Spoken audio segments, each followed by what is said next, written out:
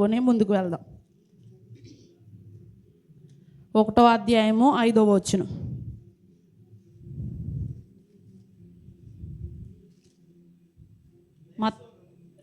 నయాసోను సల్మానును కనెను. సల్మాను రాహాబునందు బోయాజును కనెను. బోయాజు రూతునందు ఒబేదును కనెను. ఒబేదును యెష్షయిని కనెను. యెష్షయి రాజైన దావీదును కనెను. చాలన్న ప్రార్థన. సకల ఆశీర్వాదాలకు కారణభూతుడు అయిన తండ్రి, మీకు వందనాలు. గడిచిన కాలం అంతా కూడా కాచి దాచి భద్రపరిచి ఈ సమయంలో ఈ విధంగా నన్ను మమ్మల్ని సమకూర్చిన విధానాన్ని బట్టి కృతజ్ఞతాస్తుతులు స్తోత్రములు. యోగ్యత ధన్యత లేదు, కేవలం మీ కృప మాత్రమే. నేను మాట్లాడితే ఎవరికి ప్రయోజనం కాదయ్యా, మీరే మాట్లాడండి.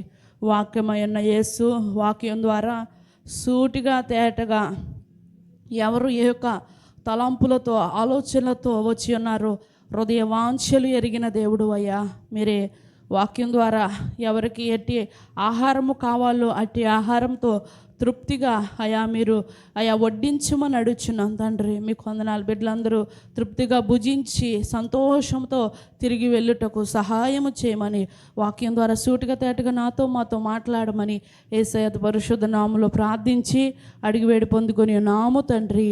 ఆమేన్, ఆమేన్. మన ప్రభువును రక్షకుడైన యేసుక్రీస్తు నామంలో మీ అందరికీ కూడా ప్రత్యేకమైన వందనాలండి. గ్రూప్లో ఉన్న బిడ్డలకి వందనాలు. మరి ఇటు అవకాశం ఇచ్చి మరి దైవజనులు ఎంతగానో స్త్రీలను ప్రోత్సహిస్తూ నడిపిస్తున్నటువంటి విధానాన్ని బట్టి దైవజనులకు కూడా ప్రత్యేకమైనటువంటి వందనాలు. సమయంలో ఇక్కడ మనం చదవబడిన లేఖన భాగంలో ఈ యొక్క క్రీస్తు వంశావళి, ఇది ఈ యొక్క వంశావళిలో ప్రాధాన్యంగా 5 స్త్రీలు మనకు కనపడతారు. ఈరోజు రాహాబు గురించి మనము తెలుసుకోబోతున్నాం. ప్రభు కృపను బట్టి రాహాబు గురించి ప్రభు మనకి తెలియపరచడానికి ఉంచినటువంటి ఆత్మీయ ఆహారం ఏమిటో తెలుసుకుందాం. ఎవరు ఈ రాహాబు? రాహాబు వలన ఎవరు వచ్చారు? గొప్ప గొప్ప వారు వచ్చారు. బోయాజు వచ్చాడు. బోయాజు మరి ఒబేదేం ద్వారా యెష్షయి ద్వారా రాజైన దావీదు రావడానికి ఒక మూల ఉద్దేశము, మూల విత్తనముగా ఈ రాహాబు ఉంది. ఈ రాహాబు ఎవరు? మనము జాగ్రత్తగా గమనించినట్లయితే యెహోషువ గ్రంథంలోకి వద్దాం. ఇక క్రొత్త నిబంధనలో నుంచి యెహోషువ గ్రంథంలోనికి వచ్చినట్లయితే 2వ అధ్యాయము 1వ వచనం చూద్దాం. ఎవరు ఈ రాహాబు తెలుస్తుంది. ఇంతమంది గనులైనటువంటి వారు ఆమె ద్వారా రావడానికి గల కారణము, ఈమె ఒక పరిశుద్ధురాలా లేదా పవిత్రురాలా, ఉన్నతమైన స్త్రీయా? ఎవరైనా చెప్పొచ్చు. ఎవరు ఈ రాహాబు వేశ్య? నూను కుమారుడైన యెహోషువ ఏగుల వారైన 2 మనుషులను పిలిపించి, మీరు పోయి ఆ దేశమును ముఖ్యముగా ఎరుకోను చూడుడని వారితో చెప్పి షిత్తీము నొద్ద నుండి వారిని రహస్యముగా పంపెను. వారు వెళ్ళి రాహాబును ఒక వేశ్య ఇంట చేరి అక్కడ దిగగా దేశమును వేగుచూచుటకు ఇశ్రాయేలు యొద్ద నుండి మనుషులు రాత్రి వేళ ఇక్కడికి వచ్చిరని యెరికో రాజునకు వర్తమానం వచ్చును. చాలమ్మ, దేవునికి స్తోత్రం. చదవబడిన మాటలు మనకు అర్థమైపోయింది. రాహాబు ఎవరు? ఇప్పుడు చెప్పండి, రాహాబు ఎవరు? రాహాబు ఎవరు అంటే, రాహాబు అను ఒక వేశ్య ఇంట చేరి. దేవునికి స్తోత్రం. ఈరోజు ఈ యొక్క వేశ్య గురించి, అంటే ఈమె వేశ్య అయినప్పటికీ కూడా పరిశుద్ధ గ్రంథంలో స్థానాన్ని సంపాదించుకుంది.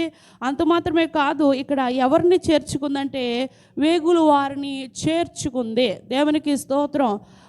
ఇక చేర్చుకోవడం అనేది ఈమె ఏ విధంగా ఈ యొక్క వేగులు వారిని చేర్చుకుంది, ఏ విధంగా ఈమె జీవితాన్ని మార్చుకుంది మనము చూసినట్లయితే ప్రభు వాక్యం సెలవిస్తుంది కదా, వేశ్యనైనా క్షమిస్తా కానీ వేషధారణ క్షమింపబడదు. ఇప్పుడు మనము ఈ ప్రస్తుత దినాల్లో వేశ్య పని చేసేవాళ్ళు లేరు. పూర్వదినాలు మన పితరులు మనం చూడలేదు, కానీ ఆ దినాల్లో ఎలా ఉండేవారంటే వేశ్య పని చేసి బ్రతికేవారు. ఈ యొక్క రహబు అను వేశ్య కూడా తన ప్రకారం మీద వేశ్య అనే తన గృహానికి పేరు బోర్డు పెట్టుకొని తన శరీరాన్ని అమ్ముకుంటూ తన జీవనాన్ని గడిపేది. పూర్వ దినాలు ఎలా ఉండేయంటే వేశ్య పని చేసుకుంటూ కూడా బ్రతికేవారు ప్రియ దేవుని బిడ్డలారా. కానీ ఇప్పుడు వేశ్యలు లేరు కానీ వేషధారణ ఉంది. వేశ్యలు లేరు కానీ వేషధారణ ఉంది. ప్రభు ఎందుకు మరి ఈ వాక్యము చెప్పమని నేను ఈ వారం అంతా కూడా ఏం చెప్పాలి ప్రభు అని ప్రేరేపణ కొరకు అడుగుతుంటే ఎటు తిరిగి వచ్చినా కానీ రాహాబు వేశ్య అనే బయలుపడుతుంది. మరి ఏ యొక్క నాకు మీ హృదయ వాంఛలు నాకు తెలియదు కానీ ప్రభు ప్రతి ఒక్క తలంపులు ఆలోచనలు ఎరిగి ఉన్నాడు. దేవునికి స్తోత్రం. కాబట్టి వాక్యాన్ని విని మన జీవితాలు సరిచేసుకోవాలి. ఒకవేళ వేషధారణమైనటువంటి పరిస్థితుల్లో మన యొక్క జీవితాలు ఉన్నాయేమో, మనము వాక్యం ద్వారా ఈరోజు మనము మన జీవితాలను సరిచేసుకుందాం ప్రియ దేవుని బిడ్డలారా. ఇక్కడ చూసినట్లయితే మత్తయి సువార్త 21వ అధ్యాయం 31వ వచనంలో ఒక మాట మనకు కనబడుతుంది వేషధారణ గురించి, వేశ్య గురించి. మత్తయి సువార్త 21వ అధ్యాయం 31వ వచనం. అందుకు వారు మొదటివారు అనిరి, యేసు ఇతర సుంకరులను వేశ్యులను మీకంటే ముందుగా దేవుని రాజ్యంలో ప్రవేశించుదురని మీతో నిత్యముగా చెప్పుచున్నాను. ఇక్కడ ఆగుదామండి. ఇక్కడ చదవబడిన మాటలో చూస్తే జాగ్రత్త, సుంకరులను వేశ్యలను మీకంటే ముందుగా దేవుని రాజ్యంలో ప్రవేశింతురు. వేశ్యలు మనకంటే ముందుగా దేవుని రాజ్యంలో ప్రవేశిస్తారు. మన యొక్క గురి ఏంటి? ఒక దినాన్న చనిపోతాము. చనిపోతే ఎక్కడికి వెళ్తామని గురి?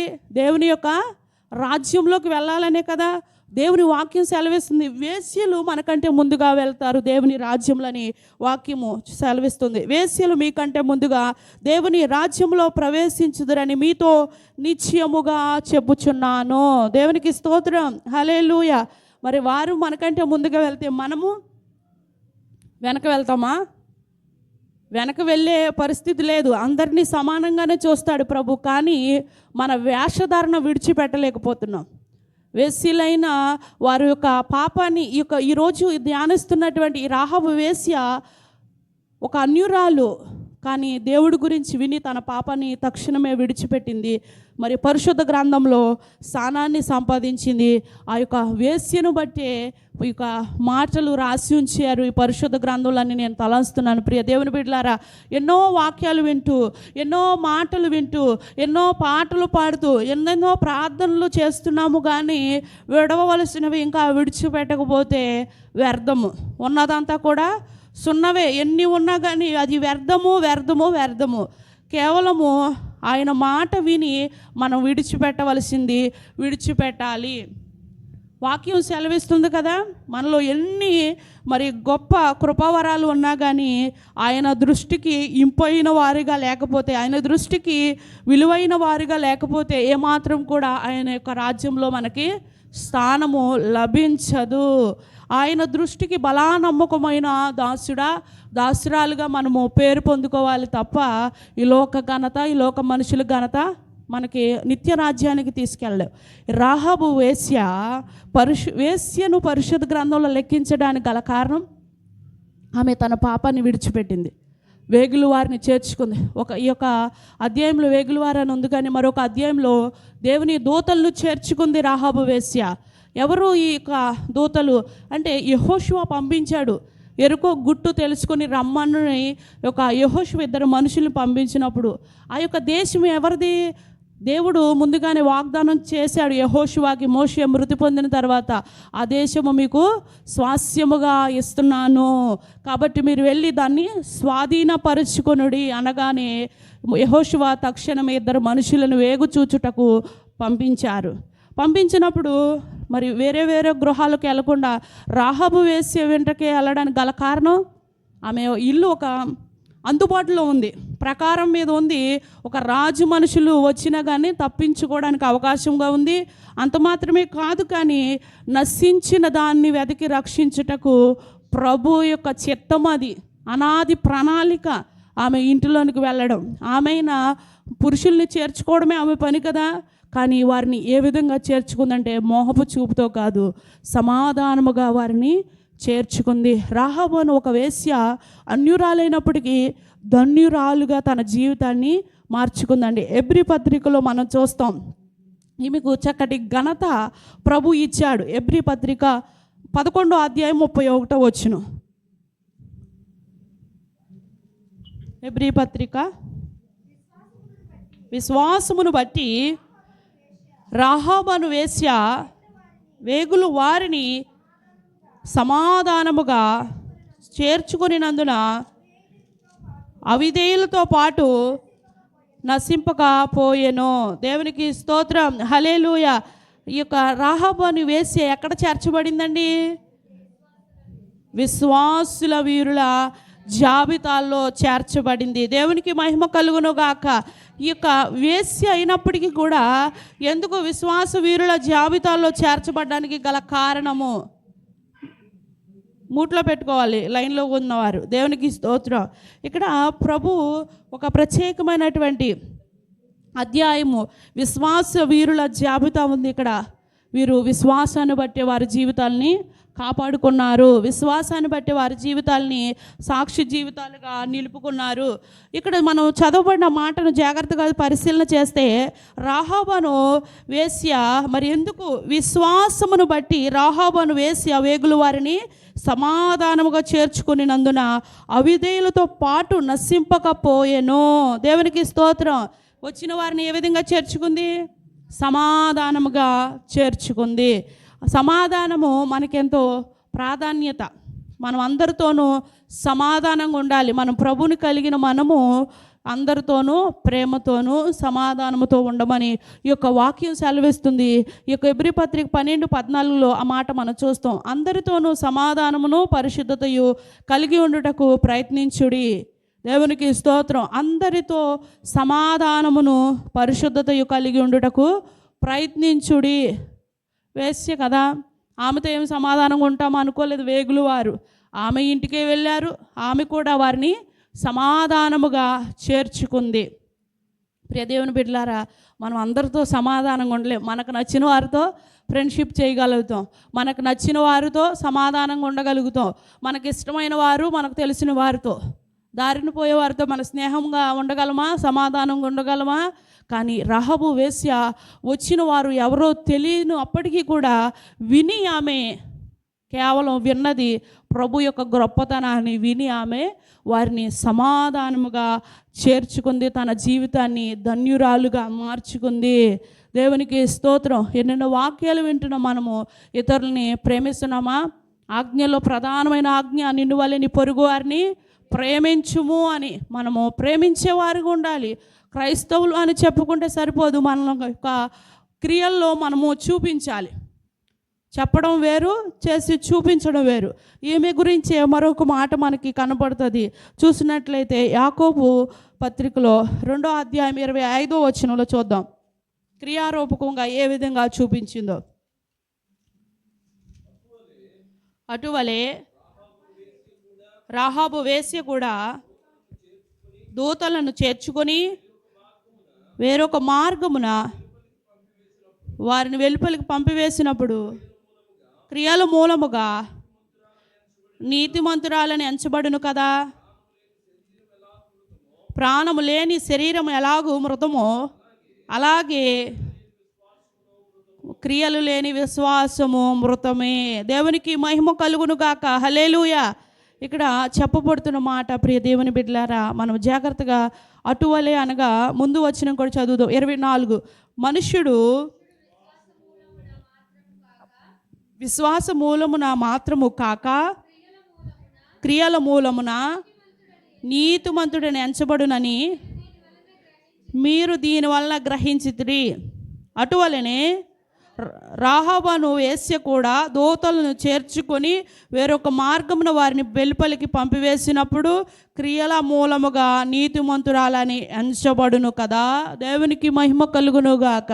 ఈమె వచ్చినటువంటి వారిని దాచిపెట్టడమే కాకుండా వారిని ఒక రాజు మనుషులు వచ్చినప్పుడు ఏం చేస్తుందంటే చాలా తెలివిగా సమాధానంగా చేర్చుకొని దాచిపెట్టి మరొక మార్గాన పంపించేస్తుంది.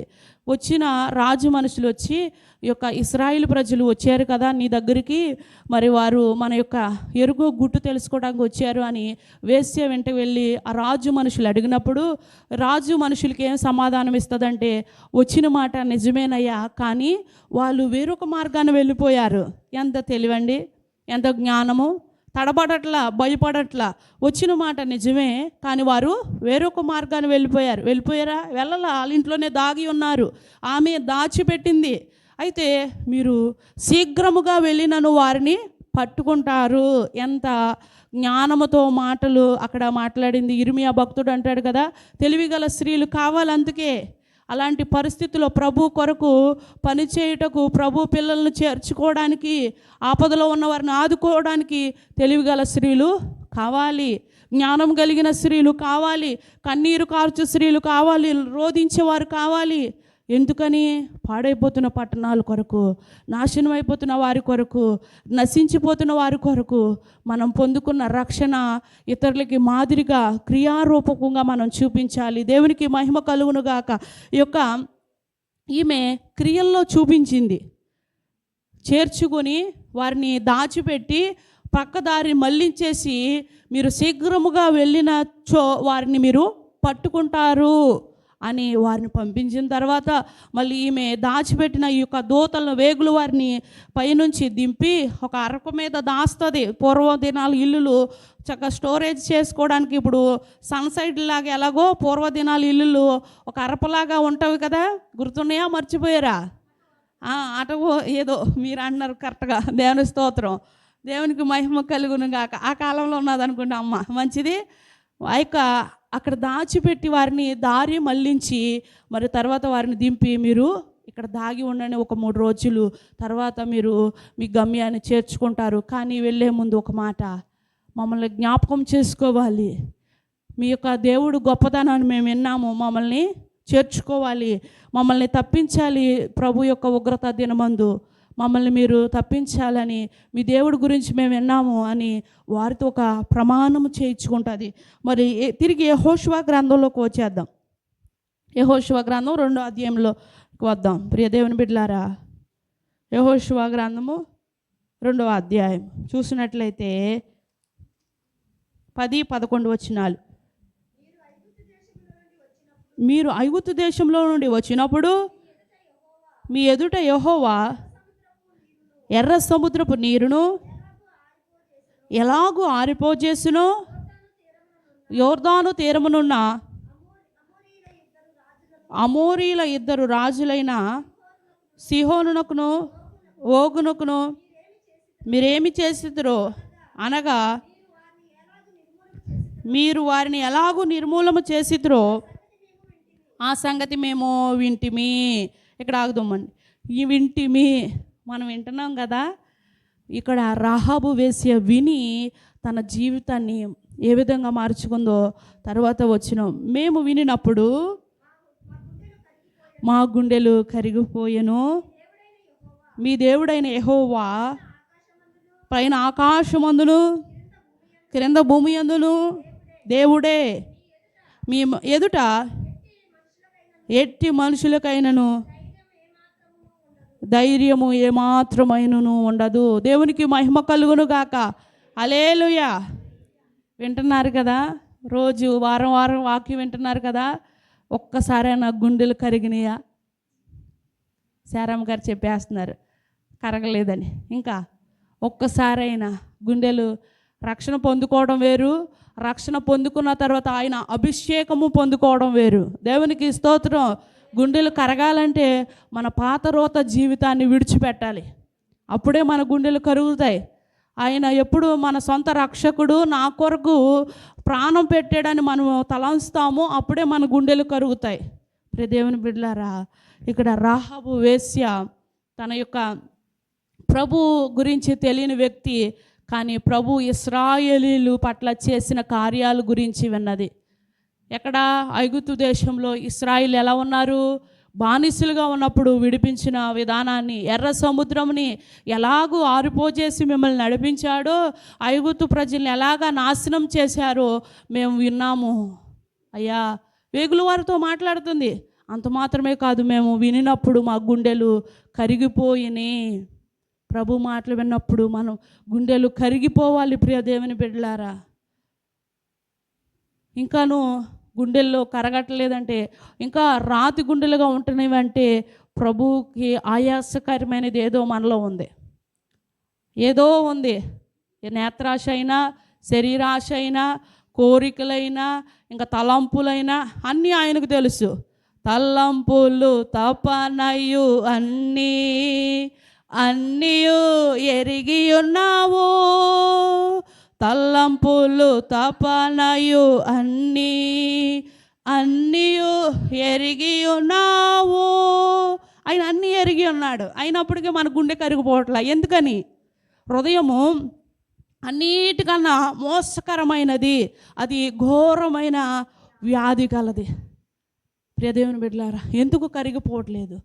ఆయనే మన హృదయాలు గ్రహించే శక్తి ఎవరికి లేదు, నాకు కూడా లేదు, మీ అయ్యగారికి కూడా లేదు, ఇంకెవరికి లేదు. మన అందరి హృదయాలు గ్రహించగలిగినది ఆయనే. ఆయనే మనల్ని పుట్టించాడు, పోషించాడు, బ్రతికించాడు. మనం ఇంకా సజీవులుగా ఉన్నామంటే ఆయన కృప మాత్రమే. ప్రియదేవుని బిడ్డలారా, ఆయన మాటలు విన్నప్పుడు మన యొక్క గుండెలు కరిగిపోవాలి. మనం చేసిన తప్పులు ఒప్పుకొని విడిచిపెట్టాలి. మళ్ళీ వెనదిరిగి చూడకూడదు, విసర్జించేయాలి. వెనదిరిగి చూడకూడదండి. నేను ఇక్కడ నిలబడ్డానంటే ప్రభు నా గుండె కరిగిపోయే విధముగా ప్రభు నన్ను దర్శించాడు కాబట్టి. నేను ఎప్పుడు ఊహించలేదు. నా యొక్క బాల్య దినం నుంచి కూడా ఈ విధంగా ఉంటాను, మీకు బోధిస్తాను అని నేను ఎప్పుడు కూడా ఊహించలా. ప్రభు కృప ఈ స్థితిలో ఉన్నానంటే నా రక్షణ ఎప్పుడో ఒక పాస్టర్ల కుటుంబంలోంచి వచ్చిన స్త్రీని కూడా కాదు. నేను సాధారణమైనటువంటి కుటుంబంలో నుంచే చదువుకుంటూ ఉన్నా. కానీ దేవుని యొక్క ప్రణాళిక ఇది. ఈ దేశం వస్తానని ఊహించలేదు, మీ అందరికీ ఇలా బోధిస్తానని కూడా నేను ఊహించిన దానికంటే అత్యధికంగా ఆయన చేయు కార్యాలు గొప్పవి, అత్యధికంగా మన పట్ల చేస్తాడు. నా రక్షణ కూడా ఎప్పుడు వివాహం అయిన తర్వాతే నేను రక్షణ పొందుకున్నా. నేను చదువుకుంటూ ఉన్న దినాలు, చదువు కంప్లీట్ అయిపోయింది 2019 సంవత్సరానికి. 2020లో పాస్టర్ గారికి నాకు వివాహం అయింది ప్రభు చిత్త ప్రకారము. వివాహం అయిన తర్వాత కరోనా వచ్చింది. పాస్టర్ గారు ఇక్కడికి వచ్చేసారు. ఎలా నా గుండె కరిగిందో మీకు చెప్తున్నాను. పాస్టర్ గారు ఇక్కడికి వచ్చేసిన తర్వాత కరోనా లాక్డౌన్ ఎడబాటు, ఆ ఎడబాటులో ప్రభు నా గుండె కరిగిపోచేసాడండి. దేవునికి స్తోత్రం. అప్పుడే వివాహం వద్దు అనుకున్నాం. ఏదో ఒక చిన్న పార్టీ ఉద్యోగం చేసుకొని నా తల్లిదండ్రులు నాకు చదివించిన విధానాన్ని బట్టి వారికి ఉద్యోగం చేసి వారిని నేను చూడాలని ఆశపడ్డా. నేను ఎప్పుడు కూడా నా యొక్క క్వాలిఫికేషన్ కూడా చెప్పుకోవడానికి ఇష్టపడను. దేవుని మహాకృప, ఆయన పని కొరకు పిలుచుకున్నాడు కాబట్టి నా క్వాలిఫికేషన్ పక్కన పెట్టేశా. నేను చదువుకున్నానంటే కూడా ఎవరు నమ్మరు. సాధారణంగానే ప్రభు నా గుండె కరిగిపోవడానికి 2020 సంవత్సరం మే 29న నేను రక్షణ పొందుకున్నా. ప్రభు నా సొంత రక్షకుడుగా. అప్పుడు వరకు మందిరాల్లోకి వెళ్తున్నాం, ప్రార్థనలు చేస్తున్నాం, వాక్యాలు వింటున్నాం, అనేకమైనటువంటి నీతిగా యథార్థతగా ఉంటున్నా. కానీ ఆయన సొంత రక్షకుడిగా అంగీకరించలేదు. అప్పటి వరకు చదువుకునే యవ్వన కాలము కదా, తర్వాత తీసుకోవచ్చులేని డిలే చేస్తూ వచ్చాను, అశ్రద్ధ చేస్తూ. వివాహమైన సంవత్సరంలో 2020 సంవత్సరం మే 29న నేను రక్షణ పొందుకున్నాను.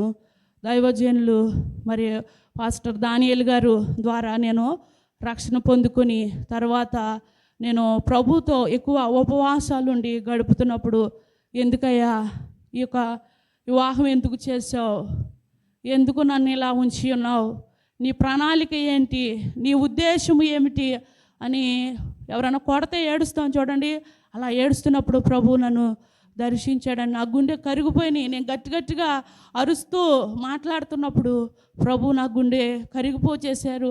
ఆ కరోనా లాక్డౌన్లోనే నేను ఈ దేశం వచ్చా. దేవునికి స్తోత్రం. కరోనా లాక్డౌన్ టైంలోనే నేను ఈ దేశం వచ్చా. చాలా కష్టమైన పరిస్థితిలో నేను ఈ దేశం వచ్చి ఉన్నాను. ఆర్థికంగా ఎంతో కష్టముగా ఉన్నా సరే, ధనం వెచ్చించి అయినా కానీ ఎవరో నమ్మలేదు. కరోనాలో ఏంటి ఇప్పుడు కొయిటా వెళ్ళడం ఏంటి, మా ఊరోళ్ళే నమ్మలేదు. హైదరాబాద్ వెళ్ళి ఉంటుంది, కొయిటాకి వెళ్తా ఫ్లైట్లు ఎక్కడ ఉన్నాయి, కొయిటా అన్నారు మా ఊర్లో కూడా. దేవునికి స్తోత్రం. కానీ క్వారంటైన్ టైము రావడం పాస్టర్ గారి దగ్గర కూడా రాలేదు. క్వారంటైన్ టైము ప్రభు కరిగిస్తే, ప్రభు పిలుచుకుంటే ఆయన కార్యాలు ఆ విధంగా ఉంటాయండి. ఆ ఫ్లైట్లో ఆ రోజు లాస్ట్ వ్యక్తిని నేనే. మళ్ళీ దేవునికి స్తోత్రం. ఎందుకని ఆ టైము టికెట్ మీద ఒక టైం ఉంది, ఎయిర్పోర్ట్లోకి వచ్చి తాయితీగా వెళ్ళొచ్చులే అనుకున్న టైంకి ఫ్లైటు కొంచెం టైము మాకు ఫస్ట్ టైం కదా, నాకు కూడా తెలియలేదు, ఎప్పుడు ఎక్స్పీరియన్స్ లేదు. మా బంధువుల్లో కానీ మా కుటుంబంలో కానీ ఇంత దూరదేశం వచ్చిన వాళ్ళు ఎవరూ లేము, నేనే ఫస్ట్. ఇంట్లో అందరికన్నా లాస్ట్ అయినా కానీ అందరికన్నా ఉన్నతంగా ప్రభు నన్ను ఇక్కడ నిలబెట్టాడు. దేవునికి స్తోత్రం. అయితే ప్రభు నాకు హృదయాన్ని కరిగించాడండి ఆయన మాట చేత. యేసయ్య మన హృదయముల కంటే గొప్పవాడు. దేవునికి స్తోత్రం. ఒక దైవజనుడు చెప్తున్న వాక్యం ద్వారా నా హృదయము ఈ ఒక రాత్రి వేళ కరగబడింది. యేసయ్య మన హృదయముల కంటే గొప్పవాడండి.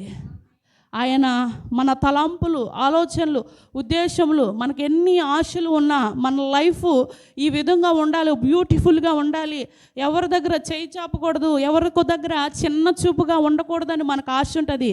కానీ ప్రభు ఉద్దేశములు, ప్రణాళికలు వేరు. కానీ ఆయన కృపను బట్టి ఈరోజు ఈ స్థితిలో ఉండడానికి, ఆయన గురించి విన్న తర్వాత, ఆయనలోనికి నేను వచ్చిన తర్వాత నా గుండె కరిగిపోయింది, నా భారం అంతా కూడా పోయింది. అందుకని వాక్యం సెలవిస్తుంది, ప్రయాసపడు భారం మోసుకున్న సమస్త జనులారా నా యొద్దకు రండి. దేవునికి స్తోత్రం. రాహాబు వేశ్య కూడా విని, అది పట్టుకోండి కరిపడిపోతుంది. రాహాబు అను వేశ్య తన యొక్క జీవితంలో విని విశ్వసించింది. వినడము ఎంత ప్రాధాన్యత అండి. వినాలి. వినుట వలన విశ్వాసం కలుగుతుంది. లూదియాను ఒక స్త్రీ కూడా విన్నది. పౌలు గారు చెప్పు మాటలు విని తన ఇంటిని రక్షించుకుంది. కేవలం వినడం ద్వారా, ఆమె పౌలు గారు మాటలు వినడం ద్వారా ప్రభు ఆమె హృదయాన్ని తెరిచాడు. మీరు వింటే ప్రభు మీ హృదయాలు కూడా తెరుస్తాడు. ఇవి ఫలానా వాళ్ళకే తెరుస్తాను, పెద్ద బుజ్జి గారియో శాంతకుమార్ అని పేర్లు లేవు, అందరికీ ఆయన ఇస్తానని వాగ్దానం ఇచ్చాడు. మీలో ఎవరికైనా జ్ఞానము కొదువుకుందా నన్ను అడగండి, ఎవరికి తక్కువ కాకుండా, ఎవరికి కొదువు లేకుండా నేను ధారాళముగా ఇస్తాను అంటున్నాడు. ప్రియ దేవుని బిడ్డలారా, ఇంకా కొంచెం ముందుకు వెళ్ళిపోదాం. ఈమె ఏ విధంగా తన ఇంటిని రక్షించుకుందో వారితో ప్రమాణం చేయించుకున్న తర్వాత అదే అధ్యాయము 18వ వచనం చదువుదాం. అన్నీ చదవడానికి సమయం లేదు కాబట్టి మీకు అవసరమైన వచనాలు నేను చూపిస్తున్నాను. 18వ వచనం, యెహోషువ 2:18. నీవు మమ్మను దించిన ఈ కిటికీకి ఎర్రని దారము కట్టి నీ తండ్రిని, నీ తల్లిని, నీ అన్నదమ్ములను, నీ తండ్రి ఇంటి వారిని నీ ఇంట చేర్చుకొనుము. నీ ఇంట ద్వారము నుండి వెలుపలికి వచ్చిన వాడు తన ప్రాణమునకు తానే ఉత్తరవాది, మేము నిర్దోషులము. దేవునికి స్తోత్రం. చదవబడిన మాటలు నేను వివరిస్తాను. ప్రియ దేవుని బిడ్డలారా, ఫ్యాన్ల వల్ల అన్నీ ఎగిరిపోతున్నాయి. దేవునికి స్తోత్రం. హల్లెలూయా. పక్షిరాజు వలె రెక్కలు చాపి పైకెగురుదామా, అలయక సొమ్మసిల్లక పైకెగురుదామా. హల్లెలూయా. ఎక్కడి వరకు వచ్చాము మనం చెప్పాలి. సరే, మంచిది. చాలా షార్ప్గా వింటున్నారు. ఎలా వింటున్నారని మిమ్మల్ని చెక్ చేస్తున్నా నేను. ఒక వేగులు వారిని దారి మళ్ళించి పంపించేసిన తర్వాత వారితో ప్రమాణం చేయించుకుంది కదా, అయ్యా మీ దేవుడు గొప్పవాడు, మీ దేవుడు ఆకాశం అందే కానీ కింద భూమి అందే కానీ అతని వంటి గొప్ప దేవుడు లేడయ్యా. మీ దేవుడి గురించి విన్నప్పుడు మా గుండెలు కరిగిపోయినాయి. కానీ నువ్వు మీరు మీ మనుషులు వచ్చి ఈ యొక్క ఎరుకోని పట్టుకున్నప్పుడు, ఈ యొక్క అవిధేయులందరూ చంపేసినప్పుడు నన్ను, నా కుటుంబాన్ని జ్ఞాపకం ఉంచుకోండి అని ప్రమాణం చేయించుకుంది వారితో. వారు అప్పుడు చెప్తున్న మాట, నువ్వు మమ్మల్ని ఆమె ఇల్లు ప్రకారం మీద ఉంది కదా, దిగడానికి మెట్లు లేవు, తాడు ద్వారా దిగారు కిందకే. ఈ యొక్క కిటికీకి, ఈ తాడుకి ఇక్కడ ఒక ఎర్రని దారం కట్టుకో, మాకు ఇదే ఆనవాలు. అప్పుడు నీ ఇంటిని వదిలేసి మేము ముందుకు వెళ్ళిపోతాం. నీ ఇంటిలోనికి నీ వారందరిని చేర్చుకో. ఆమె ఇంట్లో ఎవరెవరు అనేక మంది చేర్చుకుంది. ఆమె ఇంట్లోనికి తన తల్లిదండ్రులు, అన్నదమ్ములు, అక్క చెల్లెళ్ళు అయిన వారందరినీ చేర్చుకుంది. నోవాహు ఎలా అయితే వాడలోనికి రమ్మని అందరినీ పిలిచాడో దేవుని ఉగ్రత వస్తుందని, అలాగే రాహబు వేసి కూడా తెలిసింది దేవుని ప్రజలు వచ్చి పట్టణాన్ని నాశనం చేయబోతున్నారు, వారు స్వాధీనపరుచుకోబోతున్నారు అని తెలిసినప్పుడు ఈ యొక్క స్త్రీ ఏం ప్రమాణం చేయించుకుంది. ఆనవాళ్ళుగా ఒక ఎర్రని దారం కట్టింది. ఎరుపు దేనికి సాదృశ్యం? ఆయన రక్తానికి సాదృశ్యం. ఆయన రక్తమే మనల్ని విమోచించేది, ఆయన రక్తమే మనల్ని తప్పించేది, రక్షించేది. ఆయన రక్తంలో స్వస్థత ఉంది, ఆయన రక్తమే మనల్ని ఐక్యపరిచేది. ప్రియ దేవుని బిడ్డలారా గమనించండి, ఈ యొక్క వేశ్య తన ఇంటిని రక్షించుకుంది. యెహోషువ గ్రంథము 6వ అధ్యాయము 17 వచనం చదువుదాం. యెహోషువ గ్రంథము, ఈ పట్టణమును మీకు అప్పగించుచున్నా, అది కదమ్మా, 6వ అధ్యాయము 17 వచనం. ఈ పట్టణము దీనిలోనున్నది యావత్తు యెహోవా వలన శపింపబడెను. రాహాబు అను వేశ్య మనము పంపిన దూతలను దాచిపెట్టెను గనుక ఆమెయు ఆ ఇంటనున్న వారందరూ మాత్రమే బతుకుదురు. దేవునికి స్తోత్రం, హల్లెలూయా. ఆమె ఇంట ఉన్నవారు మాత్రమే బ్రతకడానికి గల కారణము ఆమె వారిని చేర్చుకుందండి. ఆమె ఇంటనున్న వారు అందరూ మాత్రమే బ్రతికారు. రాహాబు వేశ్య. ప్రియ దేవుని బిడ్డలారా గమనించండి, ఈ లోకంలో వేశ్యలకు విలువ లేకపోవచ్చు, పరిశుద్ధ గ్రంథంలో విలువ ఉంది, దేవుని దగ్గర విలువ ఉంది. విధవరాండ్లకు విలువ లేకపోవచ్చు, దేవుని దగ్గర విలువ ఉంది. ఎన్నిక లేని వారిని దేవుడు బలమైన జనముగా చేసుకొని వాడుకుంటానన్నాడు. ఆయన పని కొరకు యోగ్యత లేకపోయినా, ఏ ధన్యత లేకపోయినా, ఏ ఎన్నిక లేకపోయినా ప్రభు వాడుకుంటాడండి. ఇక పరిశుద్ధ గ్రంథంలో ఎన్నిక లేని స్త్రీలకు దేవుడు పరిశుద్ధ గ్రంథంలో ఎందుకు చోటించాడంటే, మనము పాడైపోతున్న వారి కొరకు ప్రార్థన చేయాలి, నాశనం అయిపోతున్న వారి కొరకు, రక్షణ లేని వారి కొరకు ప్రార్థన చేయాలని ప్రభు తృష్ణ. ఒక్క ఆత్మైన నశించిపోకూడదు. ఎందుకని స్త్రీలే ఇంత ప్రాధాన్యతగా అంటే, వారు ప్రభు యొక్క మాటను విన్నారు. స్త్రీలు అనేక మంది విన్నారు. ఆయన చనిపోయి 3వ రోజున తిరిగి లేస్తానంటే తన శిష్యులు నమ్మలేదు, కానీ స్త్రీలు నమ్మి సుగంధ ద్రవ్యాలు పట్టుకొని వేకువని ప్రభువుని చూడడానికి వెళ్ళారు. జ్ఞానము కలిగిన వారైతే కుటుంబాన్ని కట్టుకుంటారు. అనేకమైనటువంటి వచ్చిన భాగాలు ఉన్నాయి. ప్రియదేవుని బిడ్డలారా, ప్రభు ఎందుకు ఎన్నిక లేని బలహీనమైనటువంటి ఘట్టాలను ఎన్నుకుంటున్నాడంటే, కన్నీరు కార్చాలి. పురుషులు ఏడుస్తే బాగోదుగా, స్త్రీలే కన్నీరు కార్చాలి. ఎవరి కొరకు? పాడైపోతున్న వారి కొరకు. పాడు అన్న మాట కానీ, నాశనం అన్న మాట కానీ వినపడకూడదు. అందరూ రక్షణ పొందుకోవాలి. ఆయన వచ్చినప్పుడు వధువు వలె మనము సిద్ధముగా ఉండాలి. ఏ ఒక్కరూ నశించిపోకూడదని ఆయన రాకడ ఇంకా ఆలస్యం అవుతుందండి. వేశ్య తన జీవితాన్ని మార్చుకుంది. తన యొక్క జీవితాన్ని తక్షణమే విడిచిపెట్టిన తన పాపాన్ని పరిశుద్ధ గ్రంథంలో స్థానాన్ని సంపాదించుకుంది. ఇంకా ముందుకు వెళ్ళినట్లయితే ఈ యొక్క జీవితం నుంచి మనము నేర్చుకోవలసిన మాటలు, ప్రియ దేవుని బిడ్డలారా, క్రీస్తు వంశావళిలో ఈమె చేర్చబడింది. మత్తయి సువార్త 1:5 ప్రకారము క్రీస్తు వంశావళిలో ఈమె చేర్చబడింది. చూసినట్లయితే ఇంకా విశ్వాసుల వీరుల జాబితాలో ఈమె చేర్చబడింది. క్రీస్తు వంశావళిలో చేర్చబడింది, విశ్వాస వీరుల జాబితాలో చేర్చబడింది, నీతిమంతురాలుగా ఎంచబడింది. యాకోబు 2:25 ప్రకారం ఆమె క్రియల మూలకంగా చేసి నీతిమంతురాలుగా ఎంచబడింది. వేగులు వారిని చేర్చుకున్నది. పరిశుద్ధ గ్రంథంలో స్థానం సంపాదించడానికి అవకాశం లేకపోయినను ఆయన దగ్గర ఒక గ్రంథం ఉంది. చివరి మాట చూసుకొని ముగింపులోకి వెళ్దాం. మలాకి 3:16. స్తోత్రం, హల్లెలూయా. పిండమునై ఉండగా నీ కన్నులకు మారుగై నేనుండలేదయ్యా, పిండమునై ఉండగా నీ కన్నులకు మారుగై నేనుండలేదయ్యా, విచిత్రముగా నిర్మించితివి, ఆశ్చర్యమే కలుగుచున్నది. విచిత్రముగా నిర్మించితివి, ఆశ్చర్యమే కలుగుచున్నది. ధన్యవాదం యేసు రాజా, ధన్యవాదం యేసు రాజా. హల్లెలూయా. మలాకి 3:16.